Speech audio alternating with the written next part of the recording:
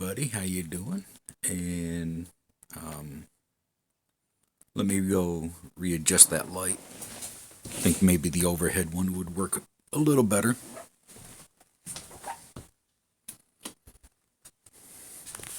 Now watch that prove me wrong too.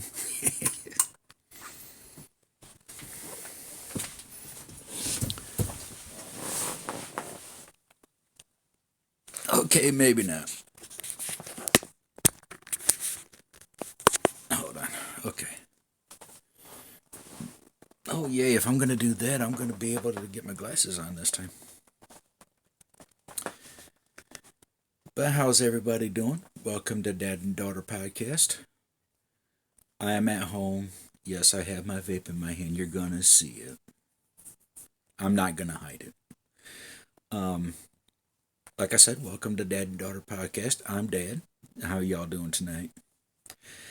Um, this just caught my attention earlier today. I was just thumbing through Facebook and stuff. And if you are over 40 or damn near 50 or older whatever, you're going to know about this. This is going to spark a memory in you. I am glad this actually finally got solved, but it got solved in a way that's not going to bring closure to the family, if you will. Um, I can assure you I do have some hair up here. It's just how the light is hitting it right now. But anyways, a long time ago, there was a family by the name of Walsh, and um, this young boy right here that you seeing came up missing and later found dead by decapitation. And I was told that the dad, John, um, this was inspiration for him to start the show America's Most Wanted, as you see here under the title. Um, but the title here is Police 1981 Killing of Adam Walsh Solved. A serial killer who died more than a decade ago is the person who decapitated the 6-year-old son of America's Most Wanted host, John Walsh, in 1981, Florida police said Tuesday.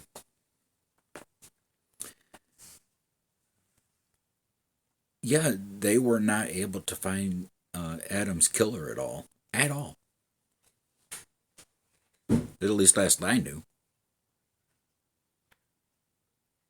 Uh, Adam Walsh, 6 of Hollywood, Florida, was murdered in 1981. Authorities say they solved the killing of the boy whose father, John Walsh, later gained fame as a host of television's America's Most Wanted. Okay, cool. Now the actual article. Um, okay, something December 2008. I don't know when exactly this article came out. I just caught it today, actually. Um,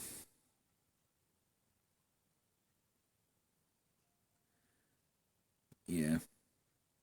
A serial killer who died more than a decade ago is the person who decapitated the 6-year-old son of America's Most Wanted host, John Walsh, in 1981, Florida police said Tuesday. The announcement brought to a close a case that has haunted the Walsh family for more than 2 decades, launched the television show about the nation's most notorious criminals, and inspired changes in how authorities search for missing children. Who could take a 6-year-old and murder and decapitate him? Who? John Walsh, the dad, said at Tuesday's news conference. We needed to know. We needed to know, and today we know. The not knowing has been a torture, but that journey is over. Walsh's wife, Reeve, I hope, at one point placed a small photo of their son on the podium. Suspect made deathbed confession. The suspect, Otis Toole, had twice confessed to killing the child, but later recanted. He claimed responsibility for hundreds of murders, but police determined most of the confessions were lies. Toole's niece told the boy's father, John, her uncle confessed on his deathbed in prison that he killed Adam. Police said Toole was long the prime suspect in the case and that they had conclusively linked him to the killing. They declined to be specific about their evidence and noted they had no DNA proof of the crime, but said an extensive review of the case file pointed only to Toole, as John long contended. Our agency has devoted to inordinate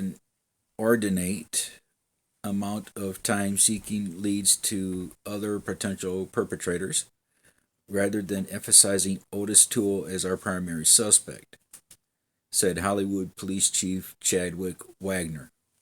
What a name. Otis Toole has continued to be our only real suspect. Are you going to bed? Yeah. Okay. That's daughter.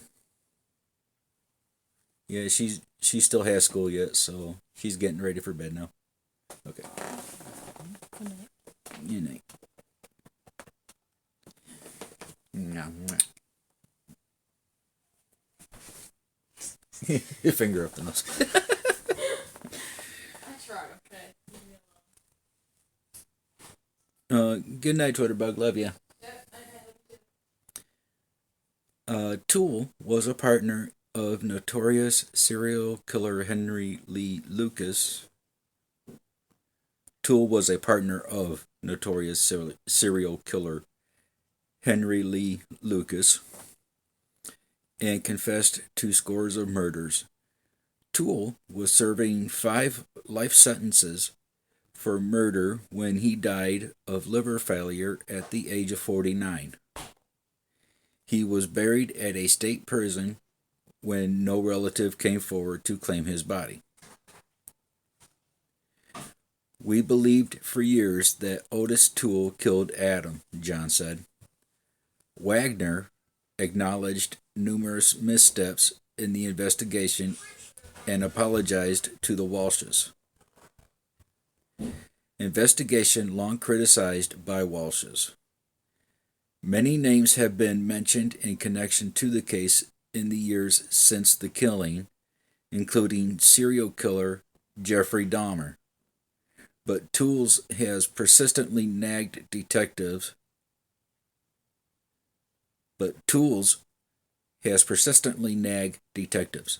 John Walsh has long said he believed the drifter was responsible, saying investigators found at Toole's home in Jacksonville a pair of green shorts and a sandal similar to what Adam was wearing. The Walshes long ago derided the investigation as botched. Still, he praised the Hollywood Police Department for closing the case. This is not to look back and point fingers, but it is to let it rest, he said. Adam disappeared on July 27, 1981. His mother left him playing in the toy department at a Sears store at a Hollywood mall, but did not find him when she returned.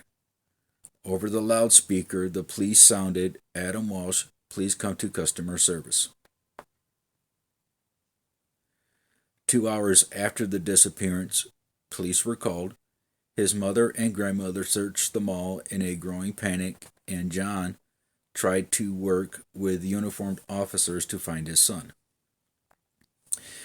2 weeks passed before the boy's fate was learned. Fishermen discovered his severed head in a canal 120 miles away near Vero Beach. His body was never found.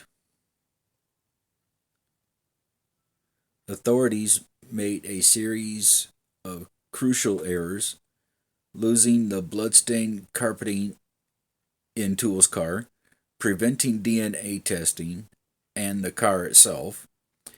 It was a week after the boy's disappearance before the FBI got involved. So many mistakes were made, John said in 1997.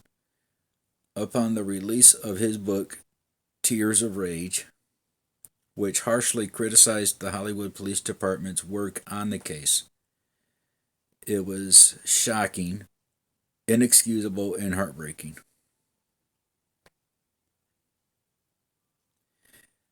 Major advances in searching for missing children. For all that went wrong in the probe, the case contributed to massive advances in police searches for missing youngsters and a notable shift in the view parents and children hold of the world.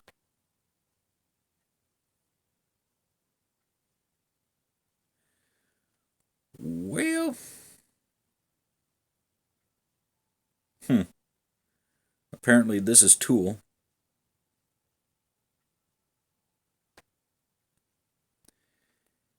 Adam's death and his father's subsequent activism on his behalf helped put faces on milk cartons, shopping bags, and mailbox flyers, started fingerprinting programs, and increased security at schools and stores.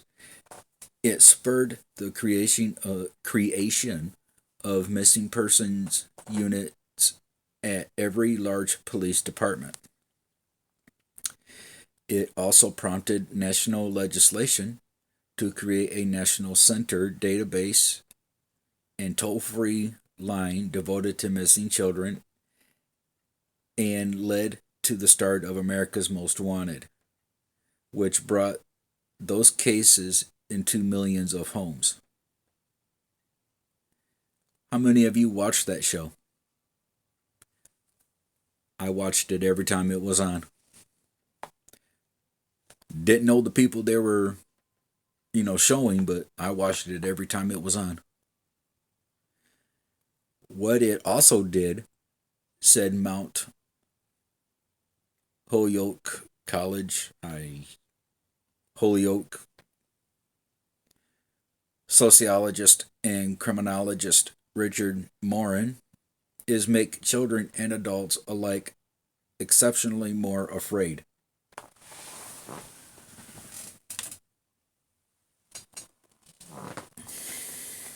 Well, yeah, be afraid. Look what's happening out there, Good Lord.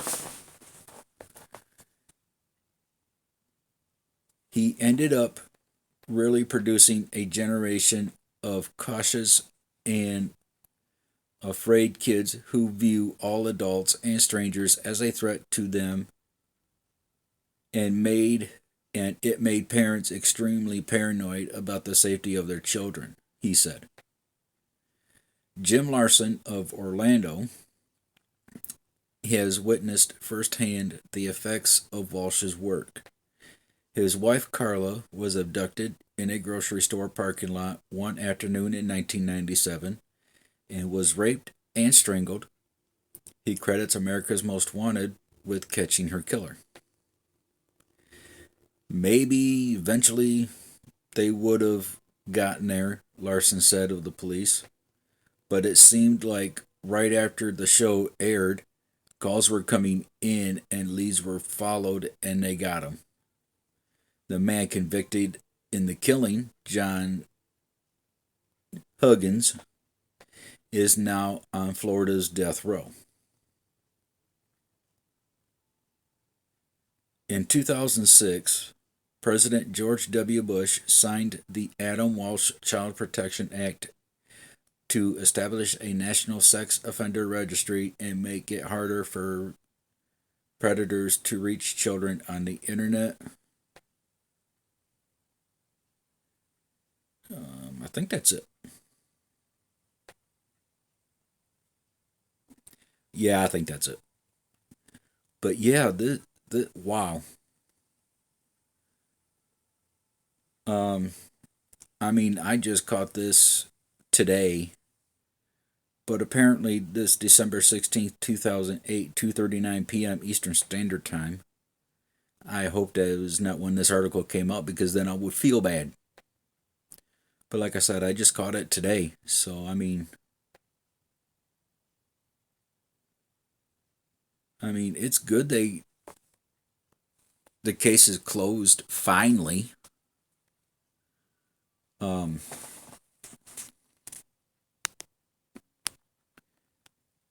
Pooey.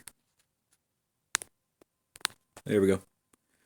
I tried to do two things at once here and messed up the first time. Anyhow, but yeah, this boggled me for years.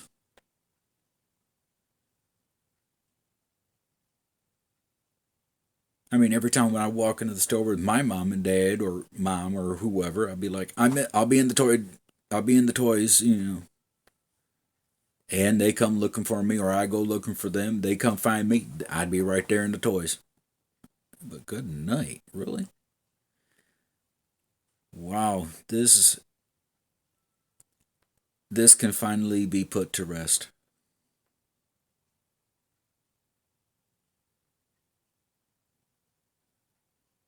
Can finally be put to rest.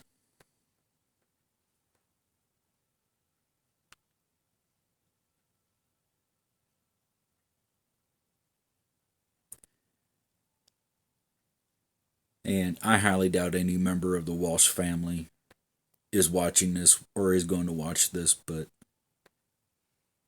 may peace be with you. Continue to be with you. And ladies and gentlemen, I shall catch you in the next video. Please take care of yourself. I'm out. Peace.